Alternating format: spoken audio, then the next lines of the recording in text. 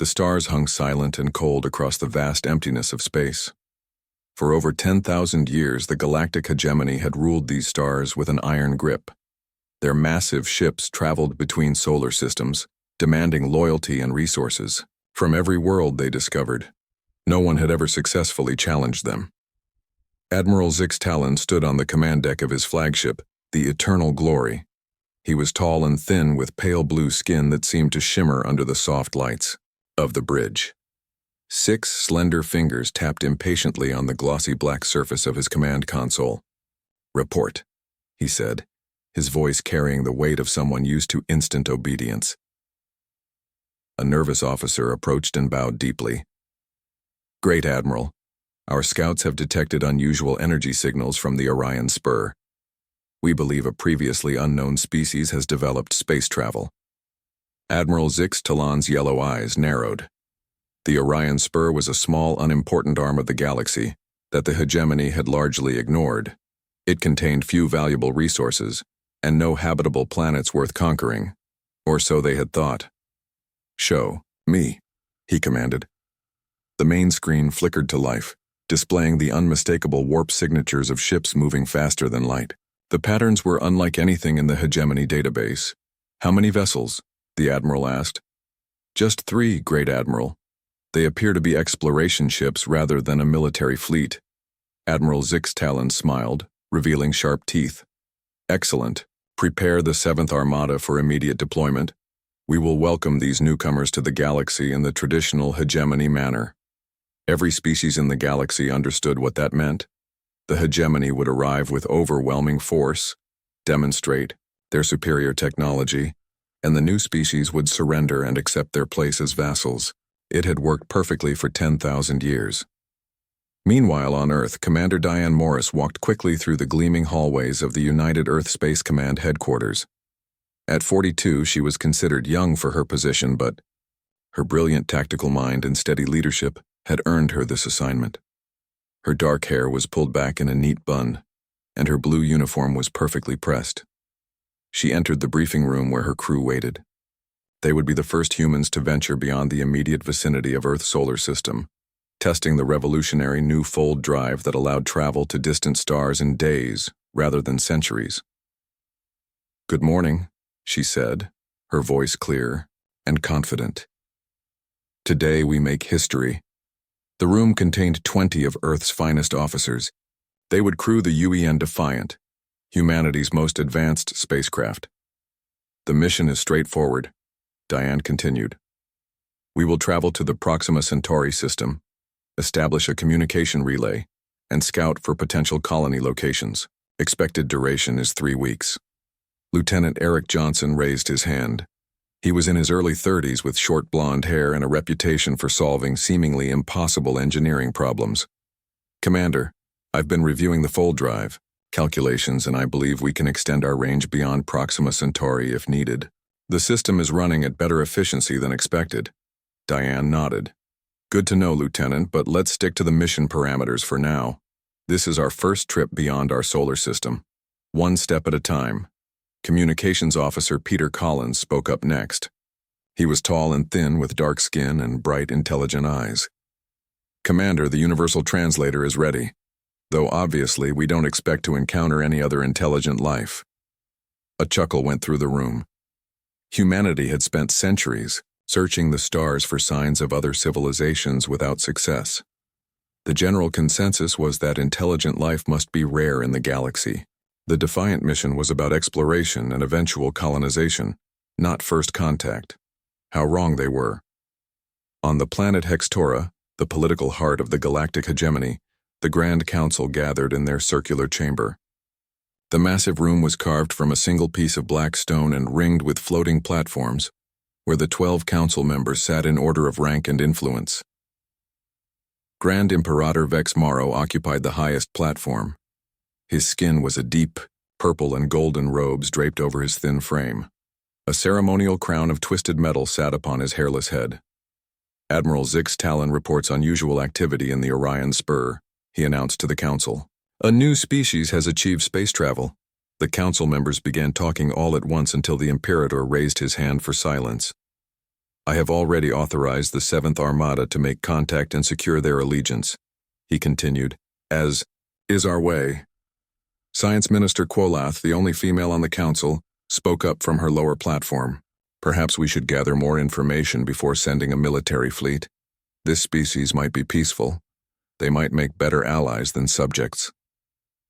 The chamber filled with laughter. 10,000 years of history says otherwise. The war. Minister growled. Every species must learn its place in the order. Better they learn quickly. Quolath persisted. But our scouts report only 3 small vessels. They hardly pose a threat. All the more reason to subdue them now before they grow stronger, the Imperator said with finality. The decision is made. The 7th Armada departs immediately. The UN Defiant moved through space with a grace that belied its massive size. Over 300 meters long, the ship represented the pinnacle of human engineering and determination. On the bridge, Commander Diane Morris reviewed final preparations for their first full jump. All systems are green, Commander, reported Lieutenant Johnson from the engineering station. Full drive is charged and ready. Navigation has confirmed coordinates for Proxima Centauri, added Navigation Officer Alan Diaz. We can initiate the jump whenever you're ready. Diane took a deep breath. This moment would go down in human history alongside the first steps on the Moon and Mars. Send the final message to Earth Command, she ordered Communications Officer Collins. Tell them we're proceeding as planned. After the message was sent, Diane stood from her command chair and looked at the main view screen showing the beautiful blue sphere of Earth. Lieutenant Johnson, initiate full drive. Yes, Commander, full drive activating in 3, 2, 1. The space around the Defiant seemed to bend and twist. Stars stretched into lines, and then suddenly the ship was somewhere else entirely, orbiting a different star. Full jump complete, Johnson announced, unable to keep the excitement from his voice. We've arrived at Proxima Centauri, all systems functioning normally. The bridge erupted in cheers. Humans had successfully traveled to another star system for the first time. What they didn't know was that their arrival had been detected by hegemony long-range sensors. The 7th Armada, 200 warships strong, had already changed course to intercept them. Begin planetary scans, Diane ordered once the celebration quieted. Let's find out if our closest stellar neighbor might make a good home. For 3 days, the Defiant peacefully explored the Proxima Centauri system. They discovered one potentially habitable planet, though it would require significant terraforming to support human life. On the 4th day, as they prepared to return to Earth with their findings, alarms sounded across the ship. Multiple contacts approaching at high speed, reported Sensor Officer Samantha Wright, her eyes wide with shock. Commander, they're ships, at least 200 of them. A stunned silence fell over the bridge. Are you certain? Diane asked. Quietly. Yes, Commander. They're definitely artificial constructs, and they're heading straight for us. Humanity was about to make first contact, but not in the way anyone had expected or prepared for. The galactic hegemony was coming, with all the pomp and intimidation of an empire accustomed to immediate surrender. Little did they know that humans would react very differently than the 100 other species they had subjugated throughout their long history. The stage was set for a misunderstanding of galactic proportions. The massive hegemony fleet moved through space in perfect formation. 200 warships arranged in the shape of a spear, a formation designed over thousands of years to strike fear into the hearts of lesser species. At the tip of the spear flew Admiral Zix Talon's flagship, the Eternal Glory. We have visual contact with the alien vessel, reported a young officer. Admiral Zix Talon leaned forward in his command chair. Display on main screen. The image of a single ship appeared. The Admiral was surprised by its sleek design. It was smaller than his flagship, but larger than he had expected from a newly spacefaring race. The ship was mostly white with blue markings and the words UN Defiant visible on its hull. Only one ship? The Admiral asked, his voice showing his disappointment. Yes, Great Admiral. Our scouts report 2 more in their home system, but this is the only one in the target area. Admiral Zix Talon sighed. This would not be a glorious conquest worthy of songs, Still, protocol must be followed. Begin the approach ceremony. Transmit the standard ultimatum in all known galactic languages. The communications officer bowed and began the transmission. For over 10,000 years, the message had remained the same. Submit to the hegemony or face destruction. On the bridge of the Yuian Defiant, alarms continued to sound as the alien fleet approached. They're forming some kind of pattern, reported Sensor Officer Samantha Wright. It looks almost like a spear. Commander Diane Morris studied the tactical display with a calm she didn't entirely feel. 200 alien ships against their one explorer vessel.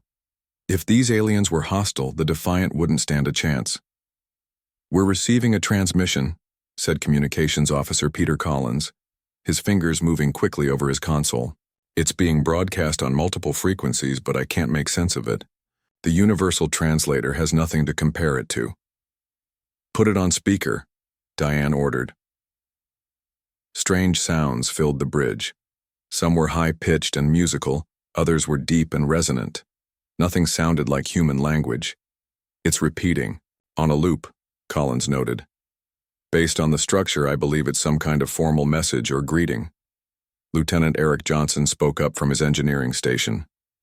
"Commander, I'm picking up unusual energy readings from the alien fleet. Their reactors are running at maximum output, but the power isn't being used efficiently. It's almost as if..." "As if what, Lieutenant?"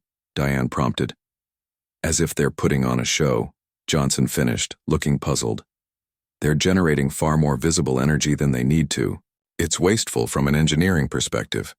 Diane considered this information. "Officer Collins, transmit our first contact package on all frequencies. Let's show them we're friendly." The first contact package had been prepared decades ago, containing basic information about humans, mathematical formulas, and peaceful greetings in all Earth languages.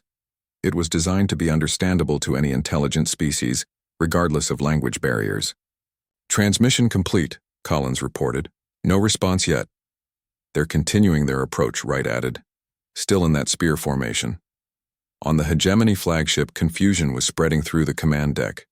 "Great Admiral, the aliens have responded, but it is not the surrender signal," reported the communications officer. Admiral Zix Talen's yellow eyes narrowed dangerously. "They dare to ignore the ultimatum? Show me their response." The officer displayed the human transmission. On the main screen, it contained images of humans, star charts, mathematical formulas, and what appeared to be greeting messages. "What is this nonsense?" the Admiral demanded. The ship's cultural analyst stepped forward nervously. "It appears to be a basic information package, Great Admiral. They may not understand the concept of immediate surrender." "Or they are deliberately insulting us," growled the Admiral. "No species has ever failed to recognize the spear formation and what it means." He stood from his command chair, anger building in his chest. "They approach the ceremony incorrectly as well. They should be powering down weapons and shields to show submission." They may not have weapons or shields, Great Admiral," suggested the cultural analyst. "Our scans show their technology is different from ours." Admiral Zix Talon ignored this comment. "They mock us with their ignorance. Prepare a demonstration shot, target their outer sensor array only. Show them the might of the hegemony." Back on the Defiant, Commander Diane Morris was growing concerned about the lack of meaningful communication. Could their transmission be some kind of warning or threat? She asked Collins. Before he could answer, Lieutenant Johnson called out, "Energy spike from the lead alien ship. They're charging weapons." "Shields up," Diane ordered immediately. Earth had hoped for peaceful first contact, but the UN Defiant was still equipped with state-of-the-art defensive systems.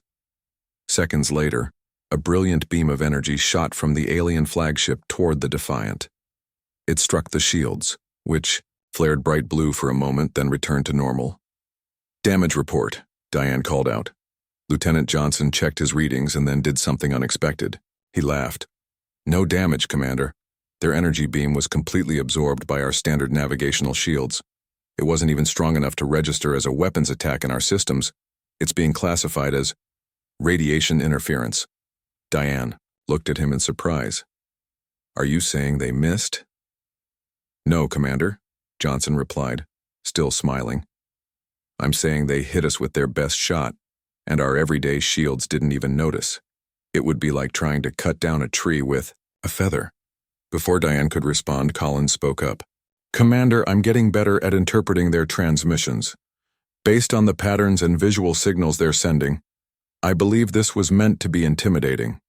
They're expecting us to surrender?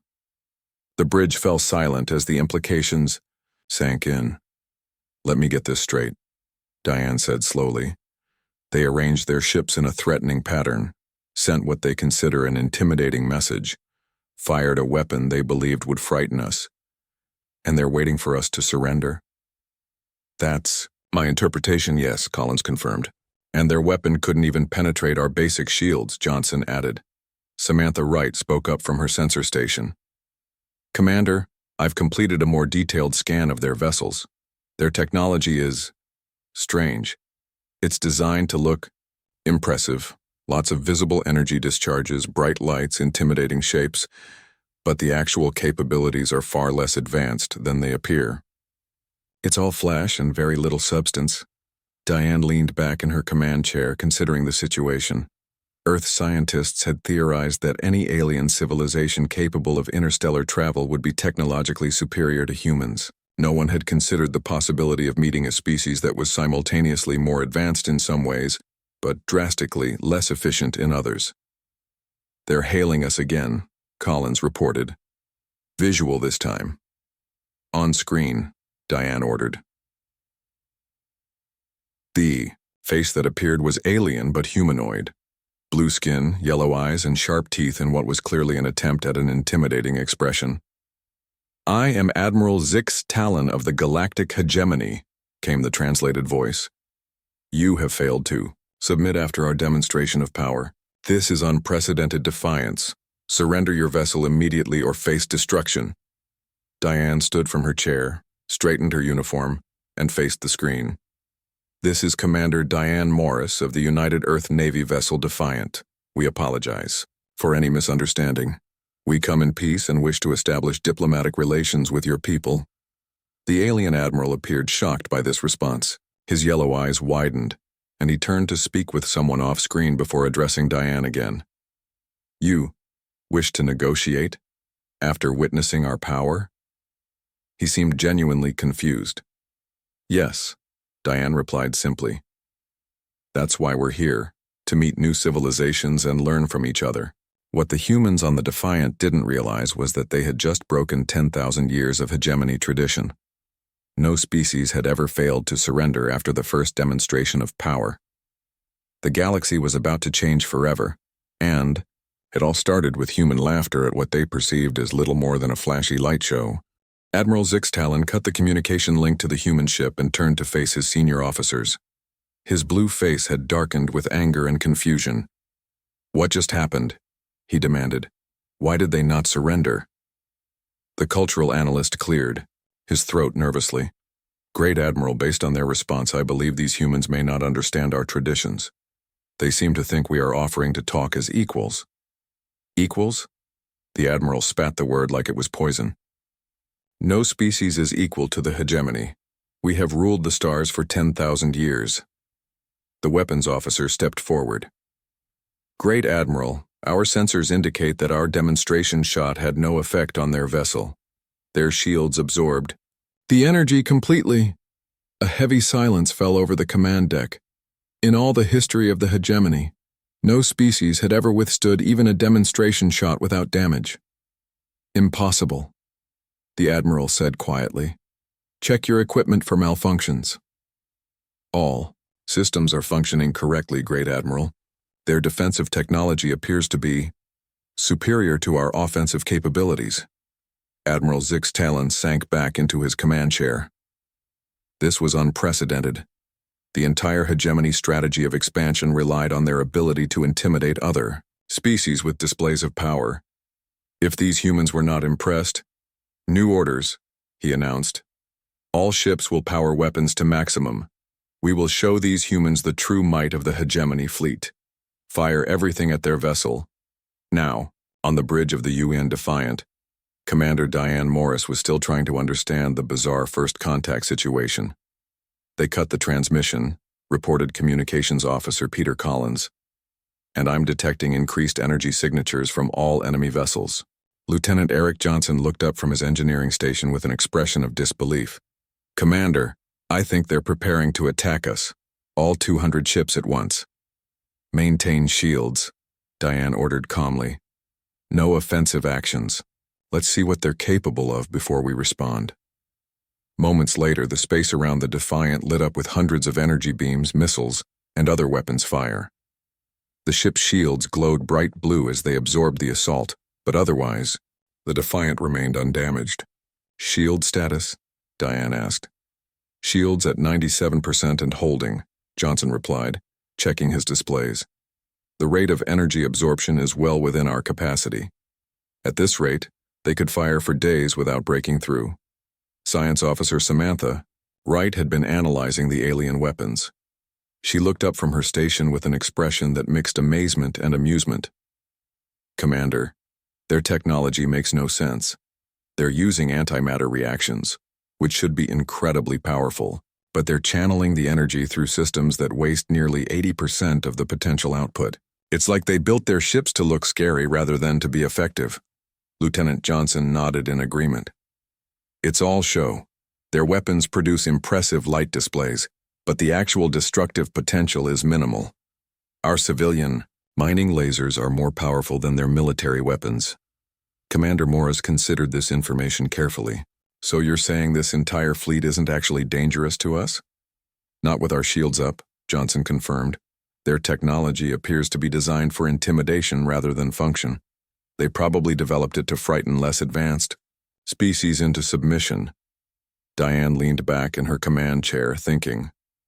A civilization that expands through fear rather than actual military strength. They must have been bullying pre-spaceflight civilizations for centuries, or species that developed along different technological paths, Wright suggested. Not everyone would focus on efficiency the way humans did. Our history of limited resources forced us to maximize output from minimal input.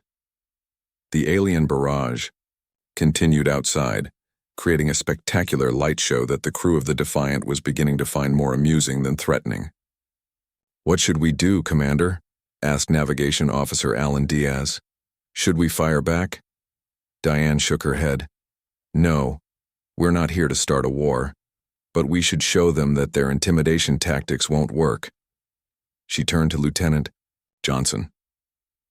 Eric, can you give them a small demonstration of actual human military technology?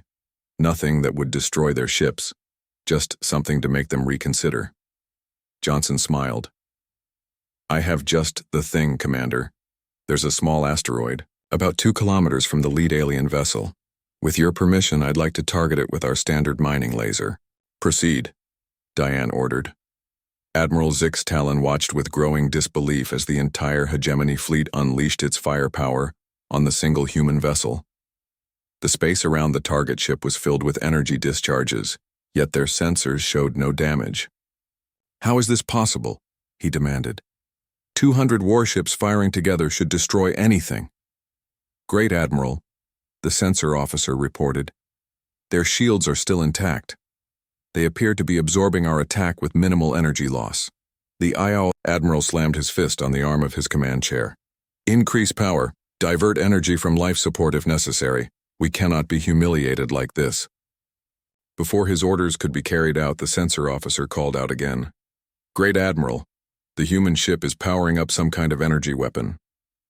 On the main screen, they watched as a thin, almost invisible beam shot out from the human vessel. It struck a nearby asteroid, and for a moment nothing seemed to happen. Then the entire asteroid, a rock nearly 100 meters across, simply vaporized. 1 second it was there, the next it was nothing but expanding dust. The energy released by the asteroid's destruction was greater than the combined output of the entire hegemony attack. Complete silence fell over the command deck. They could have done that to us at any time, whispered the weapons officer. Admiral Zix Talon stared at the screen in shock. The human ship hadn't even seemed to exert itself. The energy beam had been focused, precise, and devastatingly effective. Nothing in the hegemony arsenal could match it. "All ships cease fire," he ordered, his voice barely audible. Then louder, "Cease fire immediately." The spectacular light show around the human vessel gradually dimmed as the hegemony fleet stopped its attack. "Great Admiral, the humans are hailing." "Us again," reported the communications officer. Zix Talon straightened in his chair, trying to regain his composure. The situation had changed dramatically, but he was still an admiral of the galactic hegemony. He would not show fear. "On screen," he ordered. The human commander appeared again, her expression calm and professional, showing neither anger nor triumph. "Admiral, Zix Talon," she said, "I hope our small demonstration has made it clear that continuing hostilities would not be productive for either of us. The United Earth Navy has no desire for conflict. We would prefer to establish peaceful relations with the galactic hegemony." The admiral struggled to find words. 10,000 years of hegemony dominance had been challenged in a single moment. The implications were staggering. You could have destroyed my ships," he said finally. Commander Morris nodded. "We could have, but that's not our way. Humans prefer cooperation to conquest. We're explorers, not conquerors." For the first time in his long career, Admiral Zix Talon found himself facing a species that held all the power yet offered peace instead of demanding submission. I must consult with the Hegemony Council," he said at last. "This situation is unprecedented." As the communication ended, several hegemony ships began breaking formation, some even initiating emergency jumps away from the system. The mighty spear formation, symbol of hegemony power for millennia, was falling apart as the truth spread throughout the fleet. They had encountered a species that laughed at their greatest weapons and responded to their ultimate show of force with a casual demonstration of superior technology. The age of hegemony dominance was about to end, not with a great battle, but with human laughter echoing across the stars. On the planet Hextora, the political heart of the galactic hegemony, Grand Imperator Vexamaro received Admiral Zix Talon's report with growing horror. The council chamber, usually a place of ordered discussions and swift decisions, had descended into chaos. "Impossible," shouted the War Minister, his gray skin flushed dark with anger. "No species could resist the combined might of the 7th Armada." "The report is verified," said the Intelligence Minister quietly. "The humans absorbed our most powerful attacks without damage, then demonstrated a weapon that could have destroyed our fleet with ease." Grand Imperator Vexamaro raised his hand for silence. The golden rings on his thin fingers caught the light as he moved. "If what Admiral Zix Talon reports is true, then we face an unprecedented situation," he said, his voice strained. "For 10,000 years, the hegemony has expanded through superior firepower and intimidation. No species has ever challenged us successfully." Science Minister Quolath, who had initially advised caution, spoke up from her lower platform. "I warned this council against hasty action. Now we face a species with technology that surpasses our own. The humans must be approached diplomatically, not militarily," the War Minister sneered. "One demonstration does not make them invincible. We should gather the entire hegemony fleet and crush these upstarts before they become a greater threat." "And risk losing everything?" Quolath shot back. "If one human ship can resist 200 of ours, what will their entire fleet do to us? Our entire strategy of galactic dominance is at risk." Grand Imperator Vexamaro closed his eyes, the weight of 10,000 years of history pressing down on him. The hegemony had never faced a situation like this. Their power had always been absolute. "We must learn more about these humans," he said finally. "Minister Quolath, you will personally travel to meet with them as our diplomatic representative. Admiral Zix Talon will remain with a reduced fleet as escort. The rest of the 7th Armada will return to defensive positions around our core worlds." The War Minister started to protest, but the Imperator cut him off.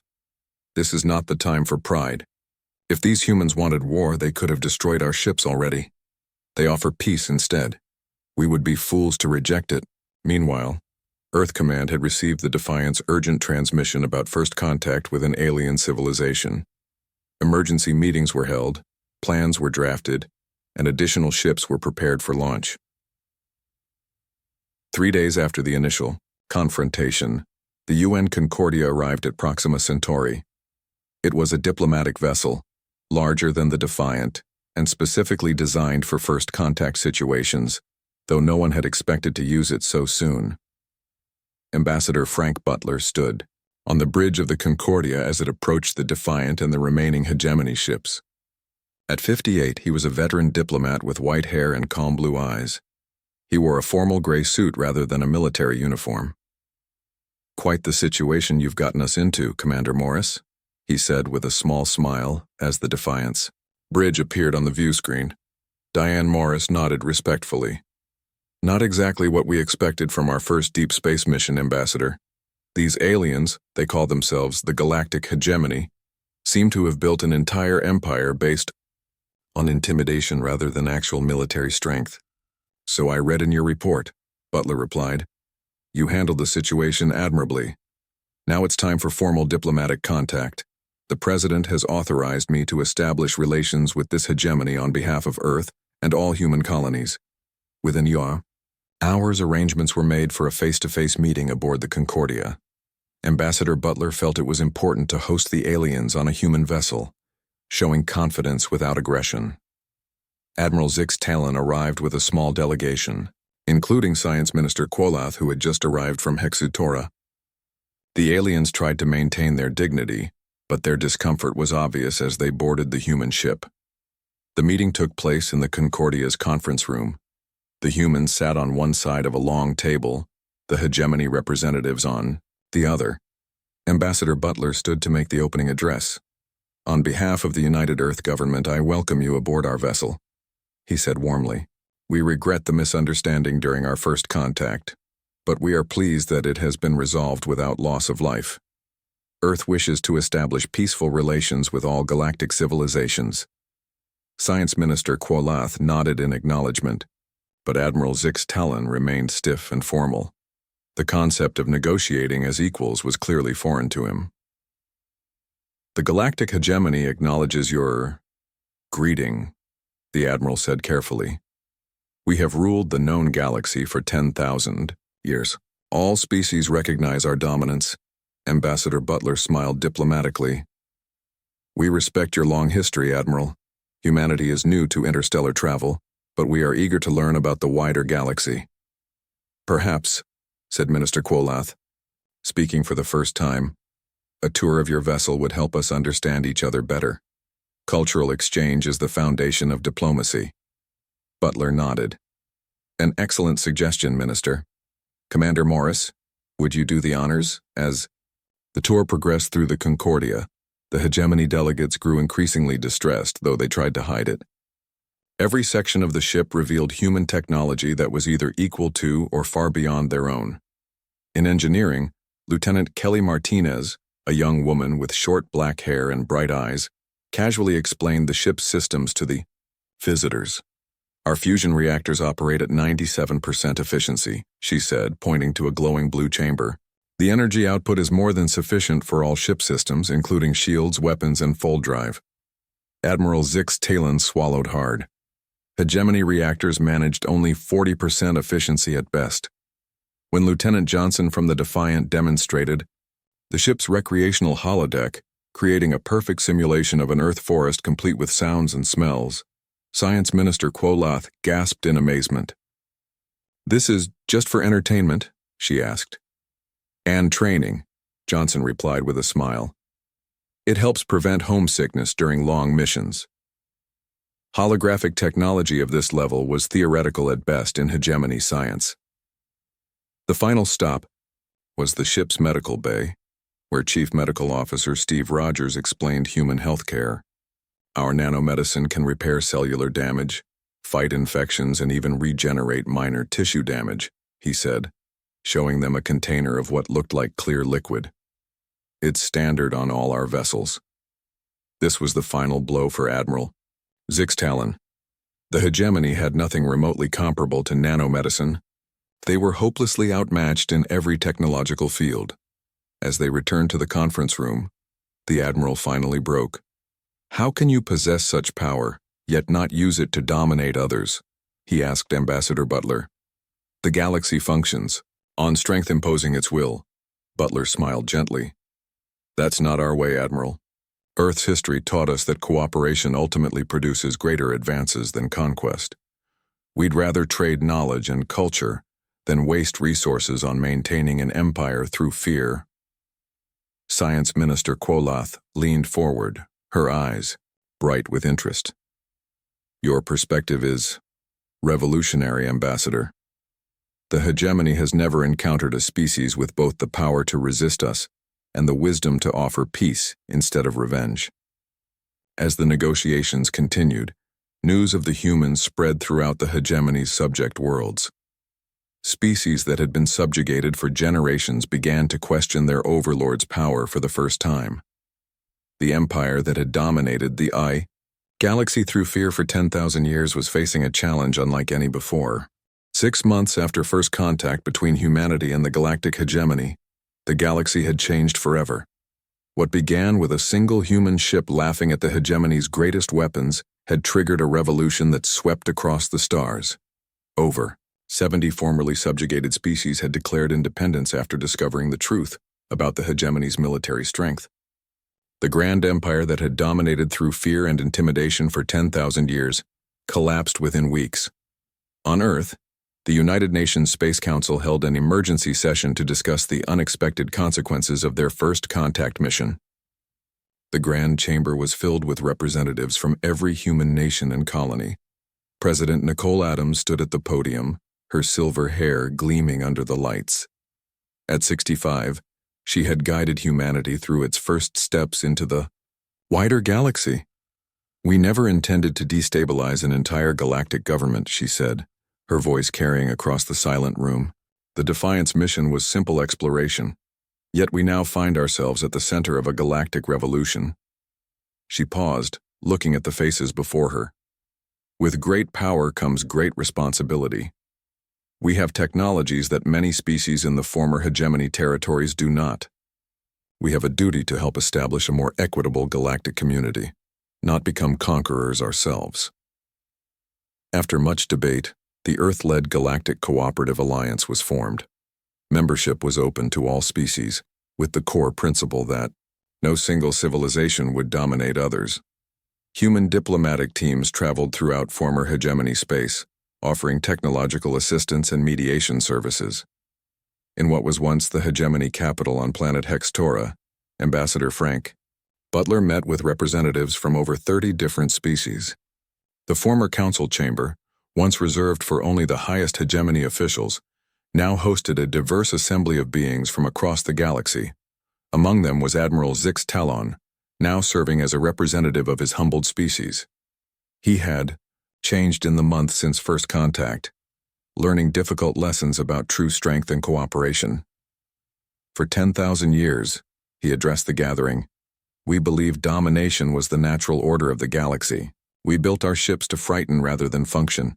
We wasted resources on maintaining the appearance of power rather than developing real strength.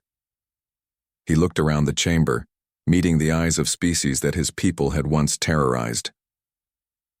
The humans showed us another way with barely a shot fired.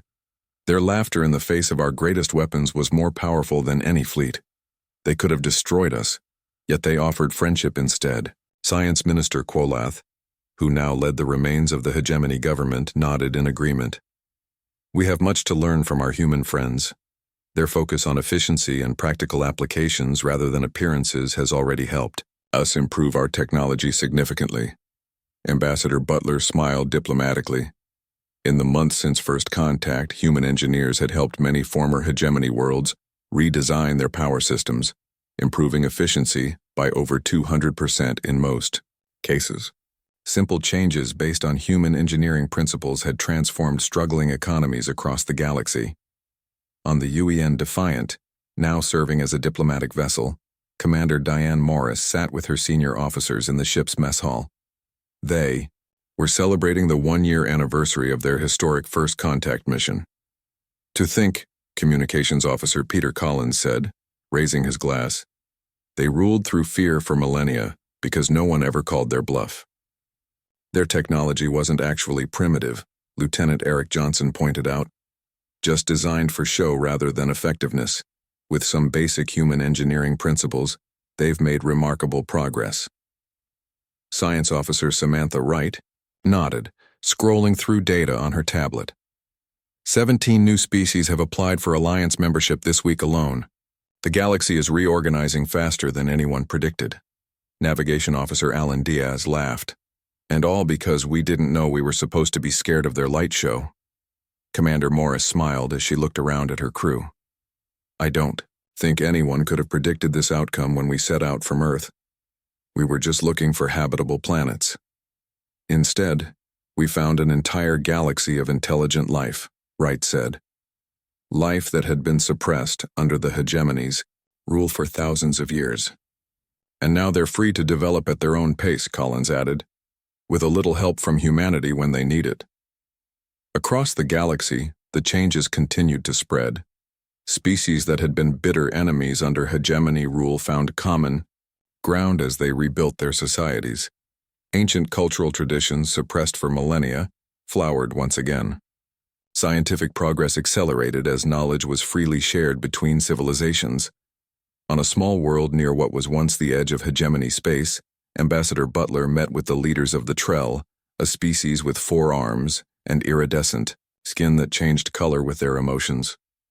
Before the humans came, said Elder Kiv, her skin shifting to a thoughtful blue, we believed we were one of the weakest species in the galaxy. The hegemony took half our world's resources every cycle, and we could not resist.